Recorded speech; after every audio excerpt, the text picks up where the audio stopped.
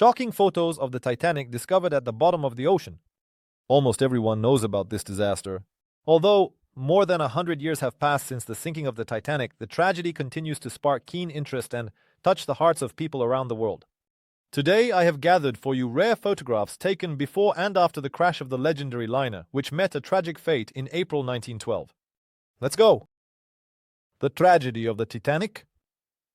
The Titanic was a British transatlantic steamship designed for carrying passengers, cargo, and mail. It became the second ship of the Olympic class, built by the White Star Line Company.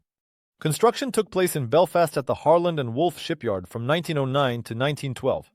At the time of its commissioning, this ship was the largest in the world. On April 10, 1912, the Titanic set off on its first and only voyage from Southampton to New York. Along the way, it made stops in Cherbourg, France, and Queenstown, Ireland, after which it headed into the Atlantic Ocean with 317 passengers and 908 crew members on board. On April 14th, the ship's radio station received 7 warnings about the presence of ice, yet the ship continued to travel at nearly maximum speed. The captain ordered a slight course change to avoid colliding with icebergs. In day, a lookout reported to the bridge about an iceberg directly in the ship's path. A few seconds later, a collision occurred. The steamship sustained several breaches and began to sink rapidly. By 2:20 a.m. on April 15th, the Titanic broke into 2 parts and sank, taking the lives of 496 people. 712 survivors were rescued by the steamship Carpathia. The wreck of the Titanic was discovered in 1983 by American researcher Robert Ballard. They are located at a depth of approximately 12,000 feet, 350 nautical miles off the coast of Newfoundland, Canada. The story of Father Francis Brown. On board the Titanic was the Irish priest and photographer Francis Mary Hegarty Brown, who left the world unique photographs of this legendary voyage. In April of the same year, his uncle gave him an unusual surprise: a first-class journey on the world's largest ship. On April 10th, after boarding the Titanic, Brown took numerous photographs of the ship's interior over the next 2 days, including pictures of his first-class cabin. During the journey, Brown made the acquaintance of a wealthy couple who offered to extend his trip to New York at the company's expense in exchange for his companionship. He sent a request for permission via telegraph, but it was denied. When the Titanic stopped in Queenstown, Brown disembarked and returned to Dublin to continue his theological studies. When the disaster became known, he realized that his photographs would become important historical material and offered them to several print publications. Brown preserved the negatives of his photographs. Later, he published a book titled Father Francis Brown's Titanic Album, which included the photographs he took during his brief journey on the ship. Francis Brown passed away in 1960 in Dublin and was buried in Glasnevin Cemetery. His negatives remained forgotten in a trunk in the church archives for 25 years. It was only in 1986 that they were accidentally discovered. The only Japanese person on the Titanic.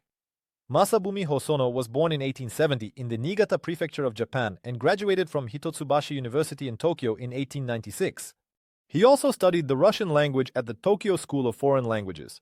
At the time of the described events, Hosono was working at the Ministry of Railways of Japan. In 1912, for his journey, he chose the newest ocean liner, the Titanic, whose maiden voyage was widely covered in the press.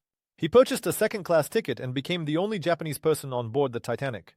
When the ship collided with the iceberg, Hosono, who was in a second-class cabin, did not manage to reach the lifeboats in time. However, with the help of the crew, he managed to make his way through the third-class area and reach a lifeboat. While already on the Carpathia, Hosono described what happened on the Titanic as follows.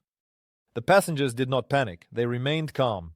The lifeboats were filled with women and children. First and foremost, there were many women, and all 4 lifeboats on the starboard side were filled with them.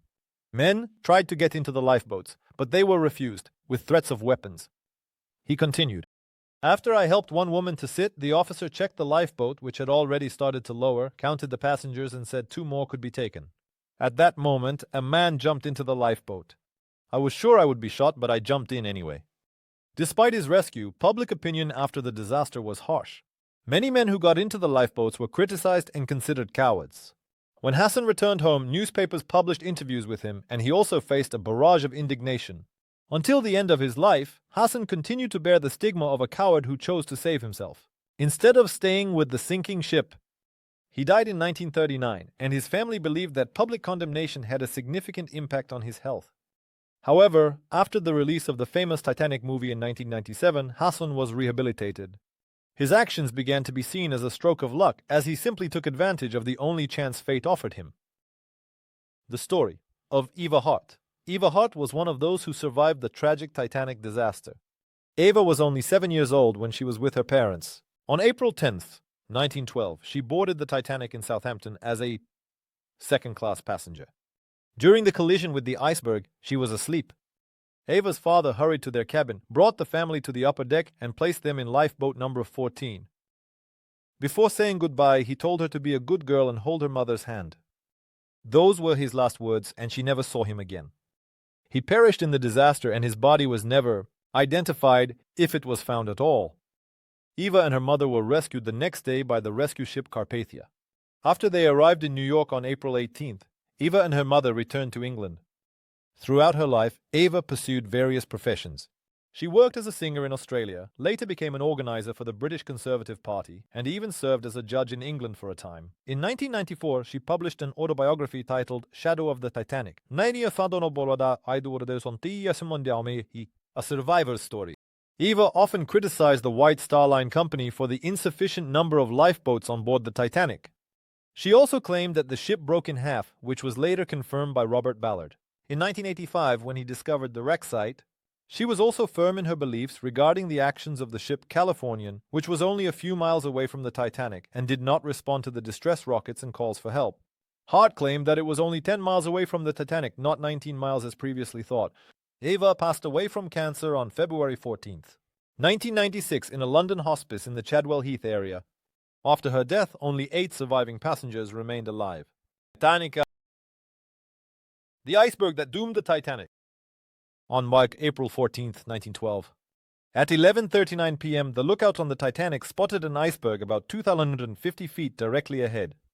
In response, orders were given to turn the ship to port to avoid a collision and then to starboard to prevent damage to the stern. However, due to the enormous size of the liner and its inability to maneuver quickly, the Titanic collided with the iceberg a minute later. This photograph was taken from the cable-laying ship Mackay Bennett, commanded by Captain de Carteret. He was one of the first to arrive at the site of the Titanic's sinking. According to the captain, this iceberg was the only one near the site of the wreck. Therefore, it can be assumed that this is the very iceberg that doomed the Titanic. The most interesting thing is that despite weighing 926 million pounds, this iceberg was comparatively small for its kind. Its length was only about 328 feet, which is several times smaller than the Titanic. Most of the iceberg was underwater, which made it difficult to detect. This iceberg likely came from Greenland. It broke off from a glacier approximately 3,000–4,000 years ago when steamships did not yet exist.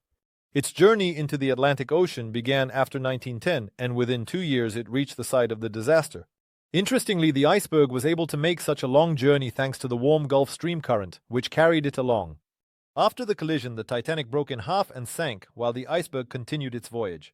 Then the Gulf Stream, at a speed of up to 6 miles per hour, carried the iceberg into warmer waters, gradually melting it. After some time, it ended up in Russian waters. It was last seen in the Arkhangelsk region, as well as on Franz Josef Land. There, the iceberg spent the winter period, and by 1913 it had completely melted. When I found out that the iceberg that doomed the Titanic survived it by only a year, I had the thought that this icy mass had fulfilled its terrible mission, after which it had no reason to remain on this earth. Maybe it sounds silly, but for some reason that impression came to mind. And what do you think? The class division of passengers on the Titanic? Before the Titanic tragedy, there was an established practice that in the event of a disaster, women, children, and first-class passengers were rescued first, while the others were evacuated later. This led to the mortality rate among third-class children being higher than among first-class men. Despite the denial by the White Star Line Company, there is plenty of evidence confirming that third-class passengers suffered, especially on the night of the Titanic's sinking. Third-class passengers were essentially left to their fate and were not given assistance. In the 1997 Titanic movie, it is shown that third-class passengers were locked in and therefore could not get to the upper deck. However, there is no evidence of this. According to Walter Lord, the author of the book A Night to Remember, the list of casualties. The Titanic's casualty list includes the names of 4 out of 143 first-class women, 3 of whom stayed on board voluntarily, 15 out of 93 second-class female passengers, and 80 out of 179 third-class women. The White Star Line Company showed clear disregard for the fate of third-class passengers. And this attitude was shared by many. Third-class passengers were forgotten by the press, official investigations, and even by the passengers themselves. The U.S. Congress also showed no interest in the fate of third-class passengers. Senator Smith, while investigating the wreck, asked questions about trivial details such as the composition of the iceberg, to which Assistant Lowe replied, "Ice," but he did not give due attention to the victims from the third class. Lord Mersey's report did not mention a word about discrimination, despite the fact that testimonies from third-class passengers were not collected, and the only surviving steward who served the third class admitted that people from this class were hardly allowed onto the upper decks until the very end.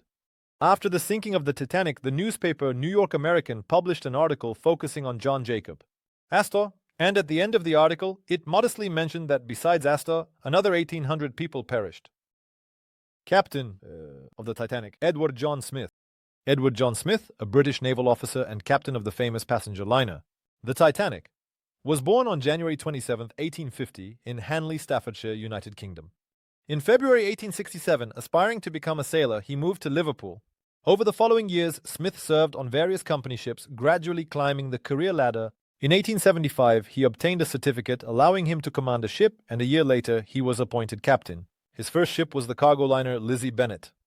He spent 3 years transporting cargo between Canada, the United Kingdom, and the USA. Smith began working for the largest British steamship company, White Star Line.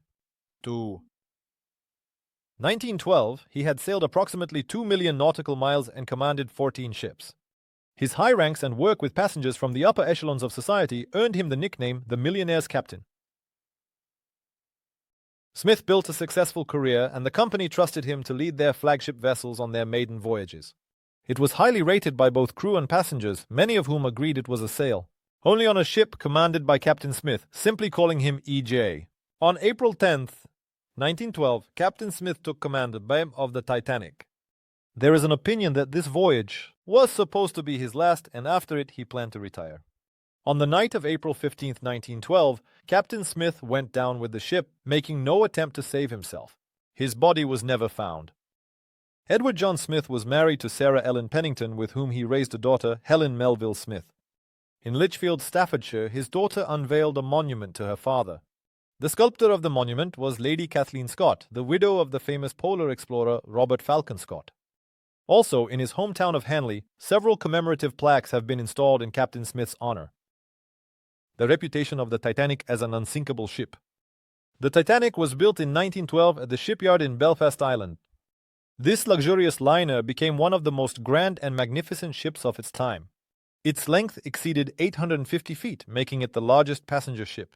At that time, on board, it could accommodate over 2,000 people, including passengers and crew.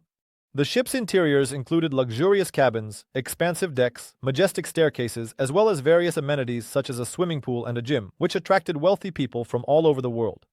The vessel gained a reputation for being unsinkable due to its advanced design and innovative safety technologies. On April 10, 1912, the Titanic embarked on its maiden voyage from Southampton, England to New York, USA, with over 2,200 people on board, including celebrities, wealthy individuals, and ordinary passengers wishing to cross the Atlantic. The hull of the Titanic was made from steel plates joined by metal rivets. In the central part of the ship, fastening was done using 3 rows of high-carbon steel bolts. However, in the bow and stern sections, where assembly was more complex, 2 rows of wrought iron rivets and 1 row of steel rivets were used to simplify the process. Wrought iron is less strong than steel, so slag was added to it to improve its quality. During the investigation, it was found that the rivets on the Titanic were made from low-quality iron with an excessive amount of slag inclusions, which led to the formation of microcracks and, consequently, to the creation of holes. The ship was equipped with a system of watertight bulkheads dividing the hull into 16 compartments, which could be lowered in emergencies to contain flooding. The Titanic could remain afloat with the flooding of any 2 compartments or the 4 outermost ones. However, when more compartments were flooded, the system could not prevent leakage since the compartments were not sealed. At the top, water would spill from one compartment to another, accelerating the flooding process. Additionally, the ship did not have a counter-flooding system that could have helped in such a situation. The liner was also equipped with a double bottom, which was positioned 5 feet 2 inches above the keel and covered 90% of the ship's length, leaving only small sections at the bow and stern uncovered. There is a misconception that the iceberg sliced through the hull of the Titanic. In reality, the rivets burst under the impact and the steel plates of the hull bent, creating gaps. Water began to enter through these gaps. This fact shattered the myth of the Titanic's unsinkability. The Titanic was supposed to be the greatest achievement in shipping, but instead it became a symbol of tragedy. Since then, its name has become synonymous with misfortune and a fateful destiny. The story of the Titanic is still shrouded in mystery and continues to provoke questions and discussions. And now, friends, I want to make you an interesting offer. You have a unique opportunity to become part of our team. If you have video editing skills, can voice over videos in Russian, English, and other languages. Or, if you write interesting scripts, we would be happy to work with you. Contact us through our Telegram bot. The link is in the description. That's all for today. See you soon.